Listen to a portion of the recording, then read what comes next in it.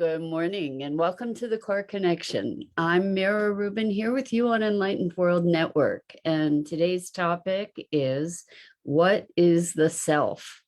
So I'm eager to talk about this with you because I think it'll be an interesting exploration. But before we get started, let's take a minute or two to get present. Let's take a deep breath in through your nose and hold it.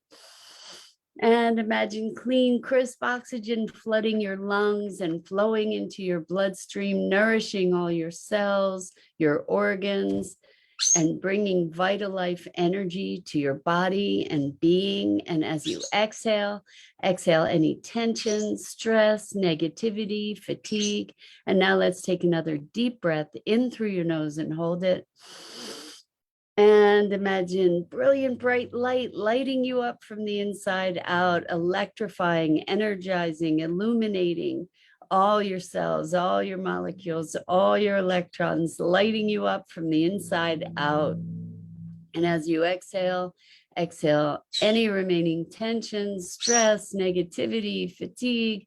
And now let's just gently press our palms together and very softly, softly, softly rub your fingers against your palms to feel the deliciousness of that sensation and allow yourselves to become present right here, right now in this wonderful physical form. So welcome, welcome, welcome. It's so good to be here with you.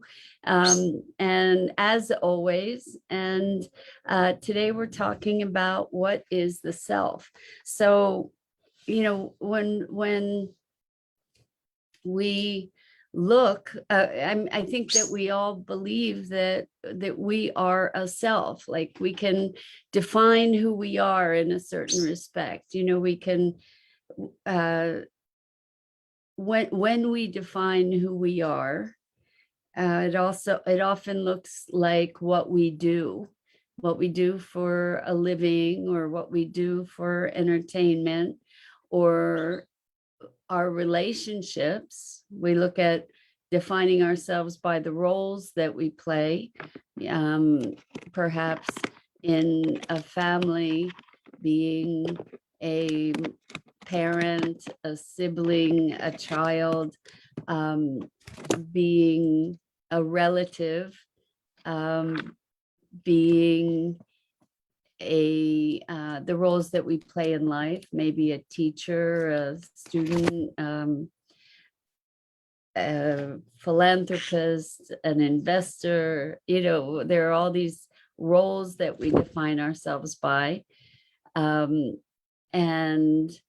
good morning, Lisa. So good to have you here with us. Welcome.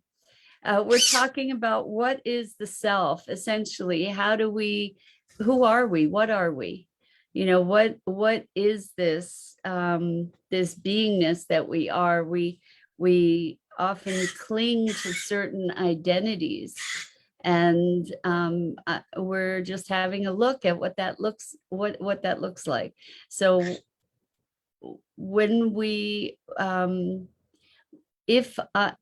yeah, right. It is a good question. Lisa says, good question. So yes, so let's look at this like really, really candidly. Let's look at, who am I? You know, what is the self?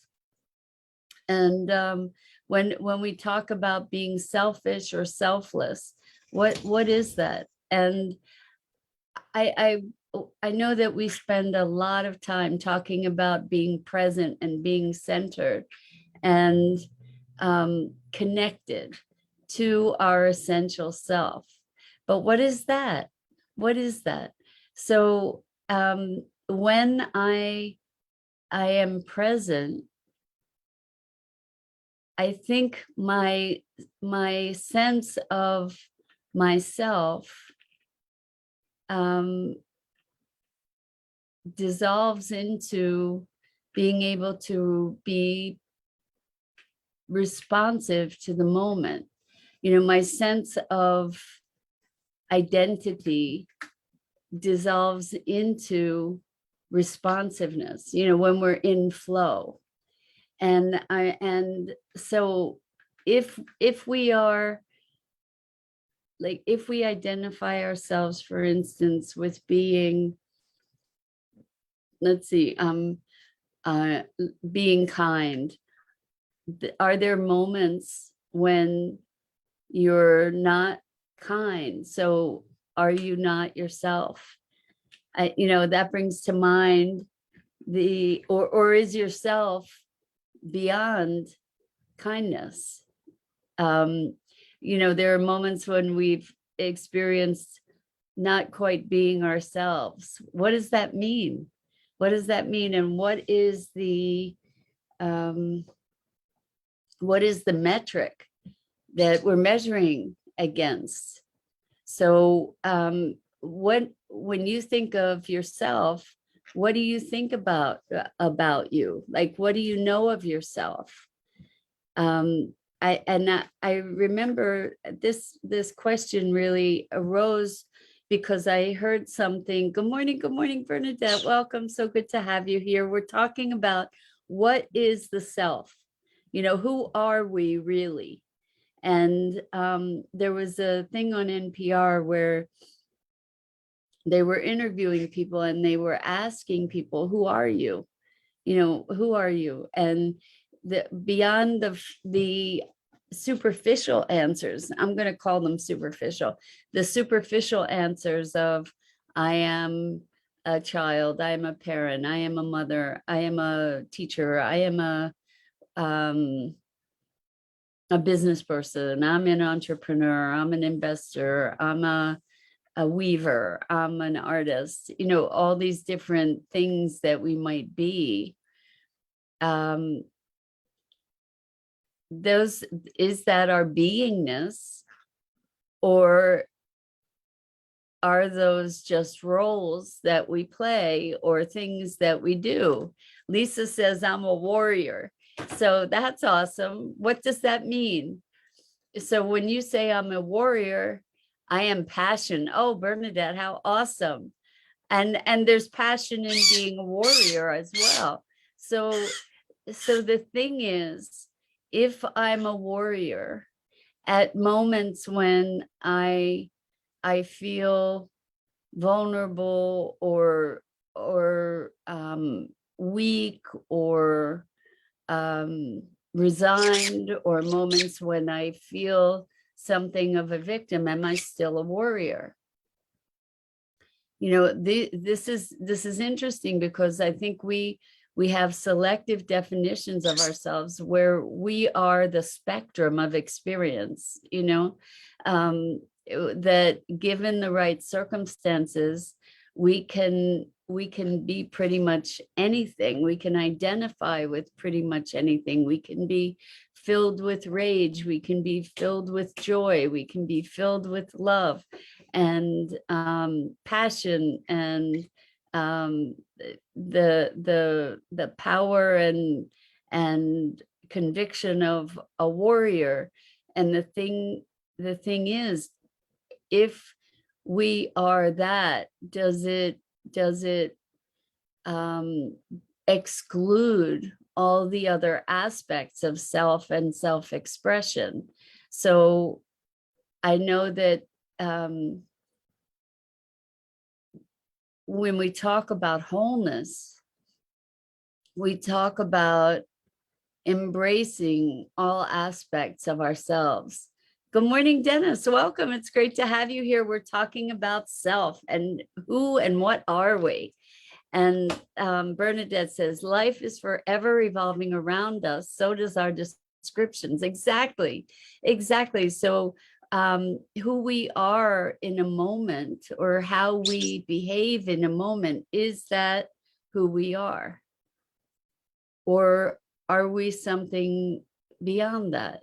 So in terms of a true, honest definition, what I've come up with for myself is that I am life expressing itself through me, that I am an ebb and flow of experience and emotion and perception.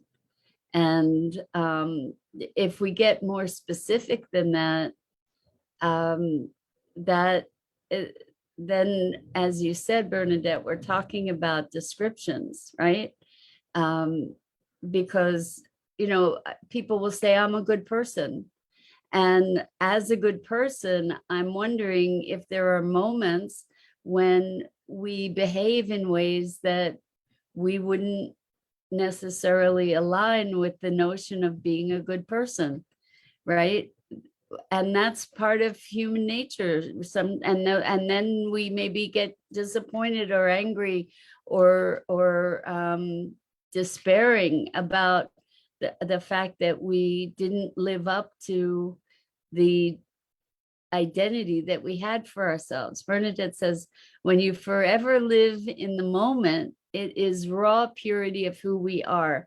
100%, Bernadette. You know, like when we're in the moment, we get to be responsive to the flow of life, right? We get to be in that flow, and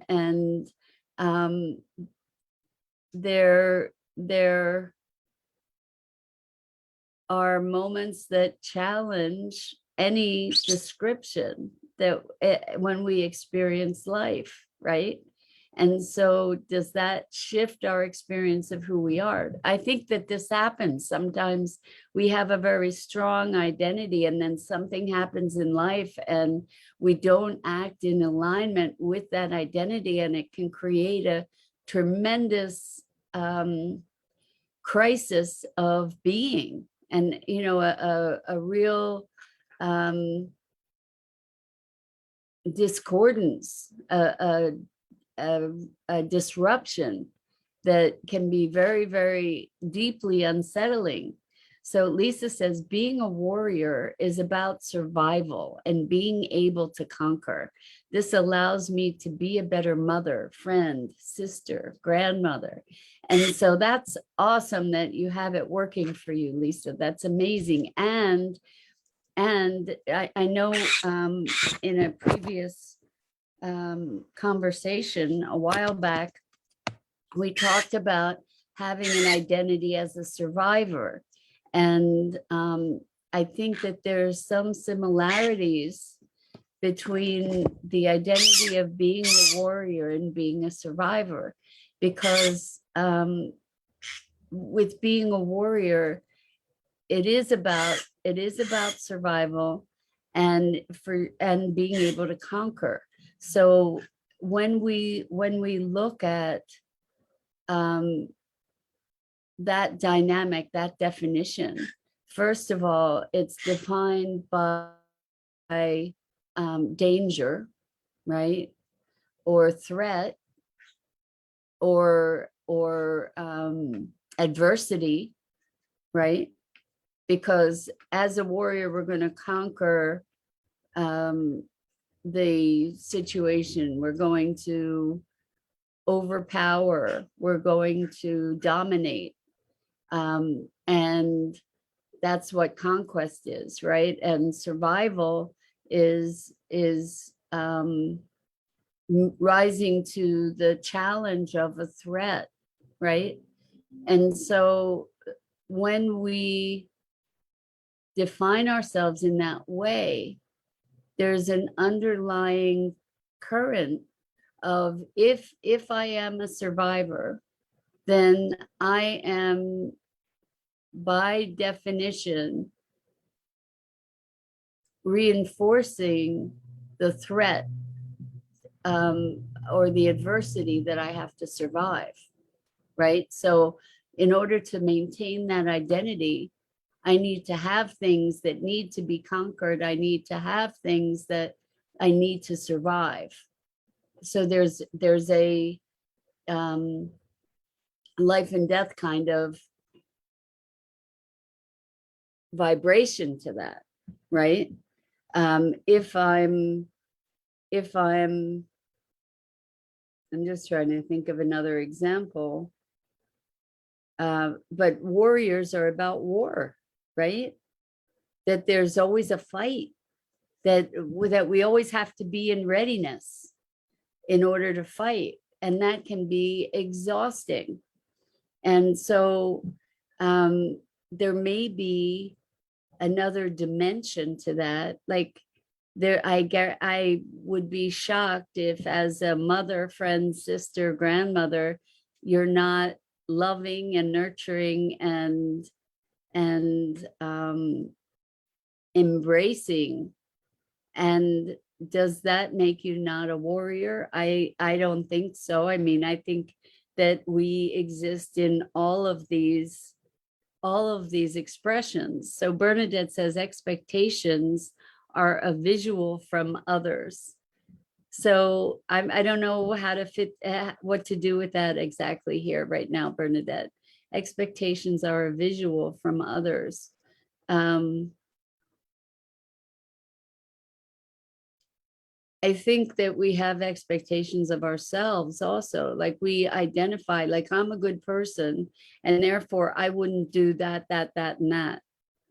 Okay. And there might be circumstances where you actually would do that, and that. And does that make you not a good person? You know, what I tend to believe is that we are fluid, that our experience of life and our experience of ourselves is that the self is a much more elusive thing to define than in simple sound bites, right? Because we are the experience of life, right? We are an expression and a unique expression of the experience of life. I find it interesting that we do cling to certain identities. And this is one of the reasons. Welcome, welcome, Elaine. This is your kind of conversation for sure. We're talking about what is the self, like really. And I think that we cling to certain identities of ourselves, who we believe ourselves to be. And that is, to what Bernadette said earlier, that is an expectation, right? It's an expectation that we're imposing upon ourselves and our behavior. And it's a constraint. Like if we say, I'm honest, well, if I'm honest, have I ever told a quote unquote white lie? Does that make me dishonest? I was watching a show yesterday, and the conversation, it was a lawyer kind of cross-examining a priest who had lied about something, and she called him a liar. If you lie, then you're a liar. And but interestingly, if you tell the truth, does it mean you never lie? If you lie, doesn't mean you never tell the truth. These are really interesting nuances I think we get to look at so that we can experience greater freedom. Bernadette says, we tend to fall into a loophole of who we were meant to be, 100%. Yes, so much of our identity, so much of who we define ourselves as are imposed upon us through growing up, where people perceive us to be certain ways. And so Bernadette says, therefore, it's what others expect us to be, opposed to coming from your very own passion and making life fit into your soul. Yes, it's true. So we may grow up being told we're stupid, or that we're told we're brilliant, or we're told we're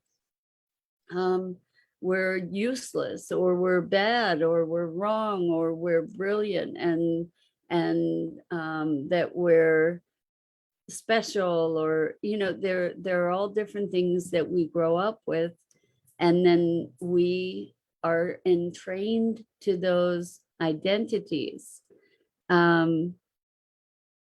And Lisa says fat, so maybe that becomes an identity, right?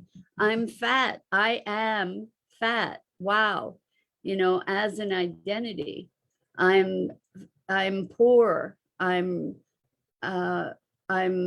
sickly.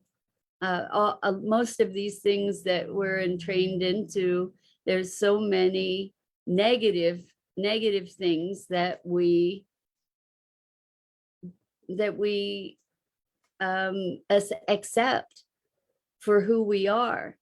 Bernadette says, I was told I was an amazing singer as a child. I do hand out earplugs as an adult and cover all glass.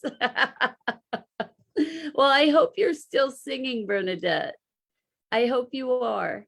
I was told I was a terrible singer, so I sing to myself, but I don't sing to anybody else because I was told I'm a terrible singer.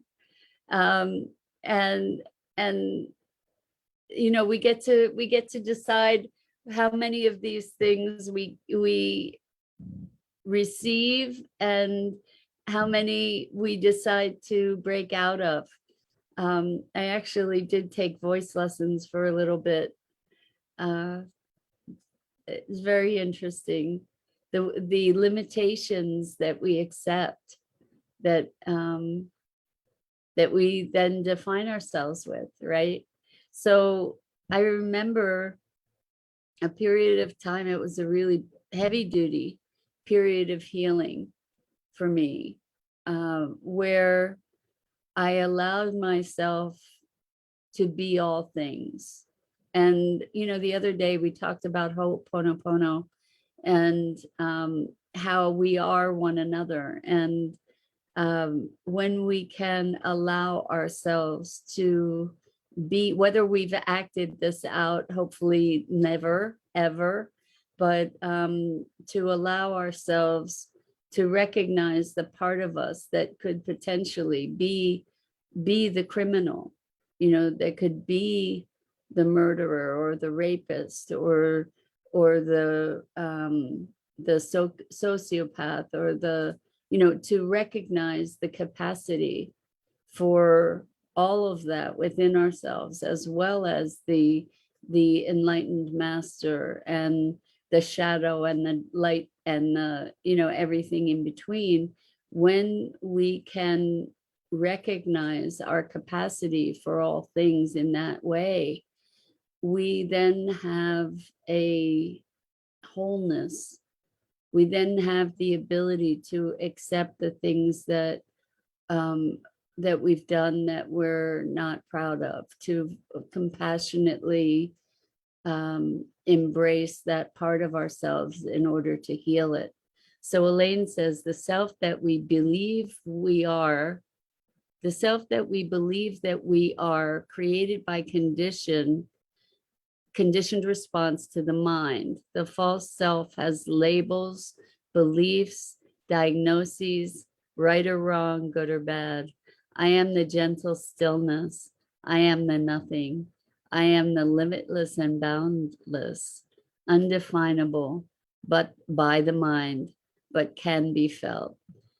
Elaine, that is perfect and beautiful. Thank you for that. Exactly. That's exactly what we're getting to, is I am the everything, essentially. And I am life expressing itself through me. That's what I came up with for me. And Bernadette says, oh, I do. So meaning I still sing. Oh, I do. And adult perceptions are totally different from childhood, where they told you you were a wonderful, wonderful singer. Singing is definitely not my calling. I could wake the dead, LOL. That's hysterical, Bernadette. But at least you're still singing, and that's really, really important. That's awesome. Lisa says, so how do you deal with someone who calls you a liar for keeping parts of my life private, tells you that's sneaky? Well, I would suspect that whoever that is not sharing all aspects of their life with you either, Lisa. I don't think any of us share all aspects of our lives. I don't think it's possible to. You know, there's so much, we live such rich lives. And I think what they're talking about is something specific that they want you to share that perhaps you don't feel the freedom or safety to share, or the desire to share. And there's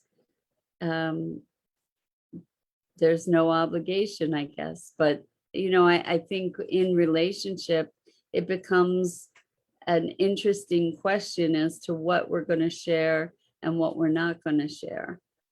And what in the context of a relationship provides a sense of safety and security for the person that you're in relationship with, and whether that degree of exposure is something that you're comfortable with.